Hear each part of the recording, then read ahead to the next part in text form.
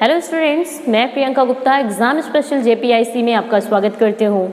आज मेरा part second video है जिसमें हम आपके साथ लघु उत्तरीय प्रश्नों को डिस्कस करेंगे। तो जैसा कि हम जानते हैं कि जीव विज्ञान के जो अति लघु उत्तरीय प्रश्न हैं वो 2 नंबर के पूछे जाते हैं और लघु उत्तरीय प्रश्न जो हैं वो 4 नंबर के पूछे जाते हैं। तो आपके साथ आज हम डिस्कस करेंगे कुछ 5 प्रश्नों से संबंधित जो बहुत ही इम्पॉर्टेंट हैं।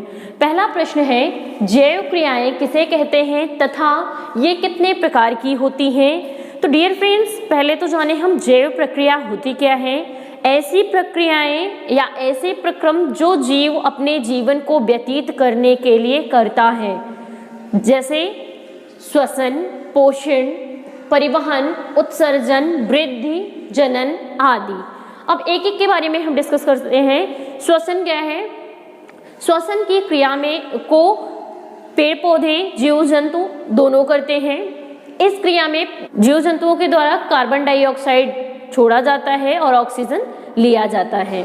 और पेड़ पौधे क्या करते हैं? वो कार्बन डाइऑक्साइड को वायुमंडल से लेते हैं और ऑक्सीजन को रिलीज करते हैं। तो both are complementary of each other, मतलब दोनों एक दूसरे के पूरक हुए।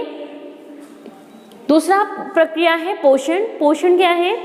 जीवों में पोषण की क्रिया भोज्य पदार्थों से होती है, प्राप्त होती है।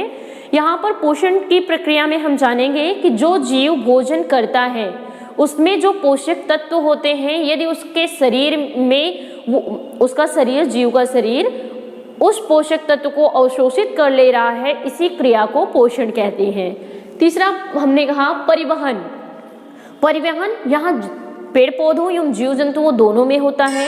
परिवहन की बात करें तो परिवहन किनके में होता है? जैसे पेड़ पौधों में जल का परिवहन, भोजन का परिवहन, इस तरीके से हो गया। उनके यहाँ संवहन ऊतक होते हैं, जाइलम और फ्लोएम, जिसके द्वारा ये प्रक्रियाएं होती हैं। लेकिन जंतुओं में क्या होता है? रक्त का परिसंचरण या रक्त का परिवहन। ये किसके द्वारा होता है?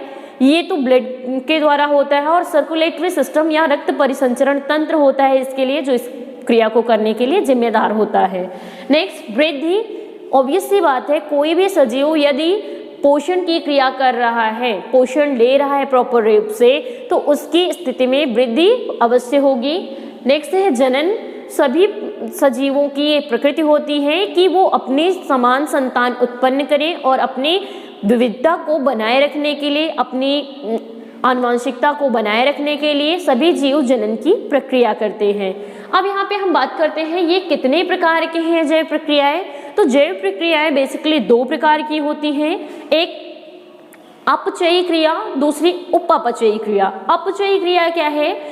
अपचयी क्रिया में जो जटिल भोजन के अणु, कार्बनिक अणु होते हैं, उनको सरल अणुओं में तोड़ा जाता है।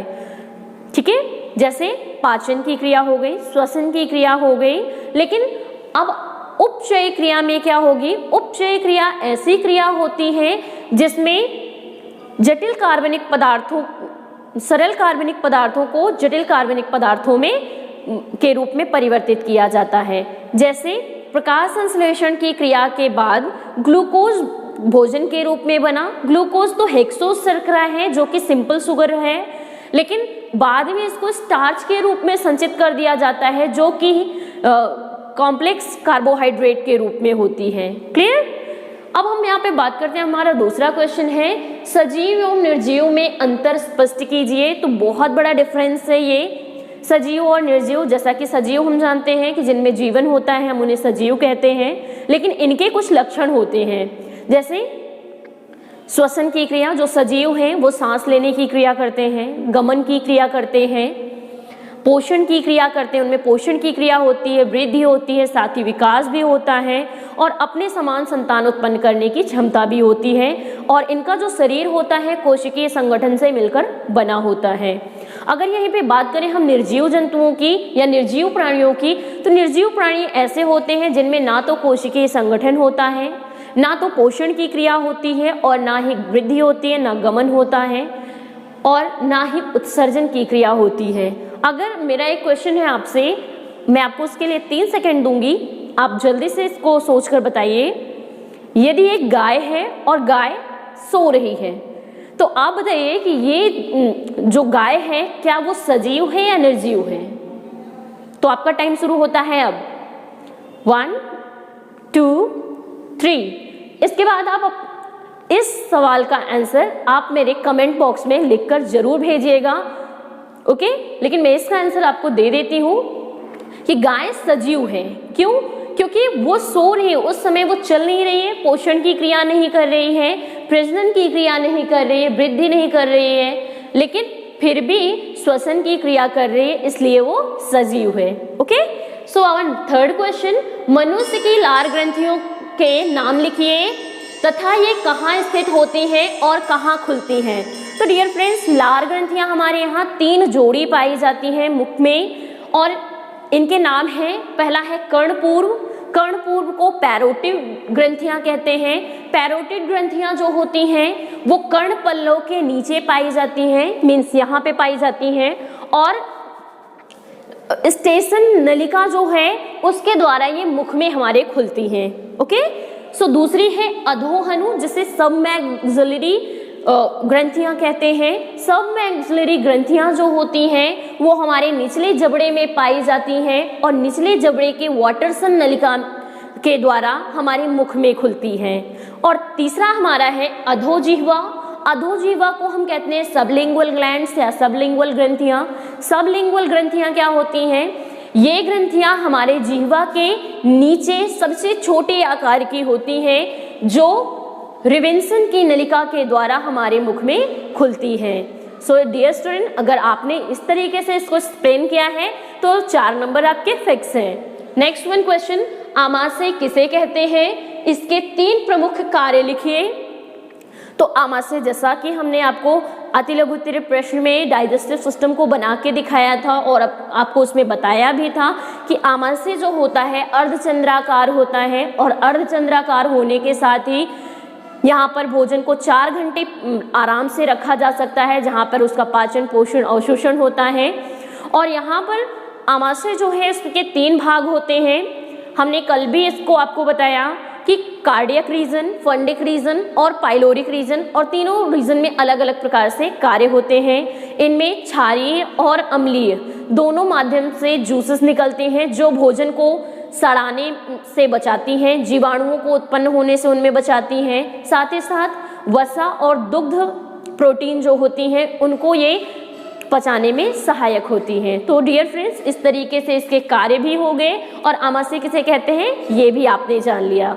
नेक्स्ट वन है स्वपोषी पोषण एवं विषमपोषी पोषण में अंतर बताइए। डियर फ्रेंड्स, स्वपोषी पोषण क्या है कि ऐसा पोषण जो जीवों में स्वतः हो। तो सिर्फ ये पेड़ पौधों में होता है और बैक्टीरियाज में होता है, क्योंकि ये ऑटोट्रॉफिक नेचर के होते हैं।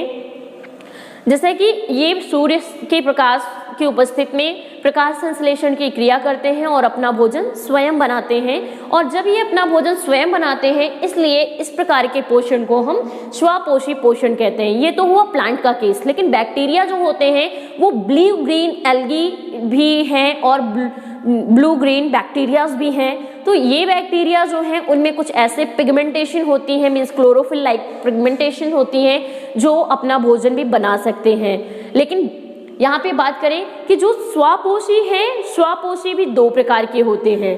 पहला तो है प्रकाश संश्लेषी, दूसरा है रसायन संश्लेषी। कुछ पेड़ पौधे ऐसे हैं जो प्रकाश की सहायता से अपने आप को पोषित करते हैं, मतलब पोषण की क्रिया करते हैं अपने में, और कुछ जीवाणु ऐसे हैं जो रसायनों के माध्यम से अपने पोषण की क्रिया को फुलफिल करते हैं, जैसा कि बैक्टीरिया, सल्फर बैक्टीरिया हो गए, प्लांट्स हो गए। नेक्स्ट वन अगर बात करें हम विषमपोषी, विषमपोषी जीव ऐसे होते हैं जो अपने भोजन के लिए किसी दूसरे जीव पर आश्रित होते हैं, और ऐसे जीवों को विषमपोषी जीव कहा जाता है। विषमपोषी जीव मुख्यतः 2 प्रकार के होते हैं, एक तो परपोषी जीव और दूसरे हैं मृतोपजीवी जीव। परपोषी जीव क्या होते हैं कि ऐसे जीव जो किसी दूसरे जीव के ऊपर उगकर उनसे अपना भोजन प्राप्त करते हैं। इसमें क्या होता है कि जब वो दूसरे से भोजन प्राप्त करते हैं, ऐसे जीवों को परपोषी जीव कहा जाता है। ठीक है, अब जैसे जूं हो गई एक परपोषी या परजीवी है। ना, जो आपके सर पे ही रहकर आपका ही खून चूसती है और एक प्रकार की परजीवी है। और दूसरा मृतोपजीवी क्या है? मृतोपजीवी जंतु ऐसे जंतु होते हैं जो सड़े गले पदार्थों पर उगते हैं और उनसे अपना भोजन प्राप्त करते हैं। और जैसे कि कुकुरमुत्ता आपने देखा होगा, जैसे अमानिटा बॉटनी के लैंग्वेज में बोलते हैं, ये अमानिटा सड़े गले पदार्थों पर उगते हैं, उनसे अपना भोजन प्राप्त करते हैं और बाद में उन्हें डिकम्पोज भी कर देते हैं। सो डियर फ्रेंड्स, आज की क्लास में इतना ही। मिलते हैं अपने नेक्स्ट ब्लॉग में, तब तक के लिए थैंक यू।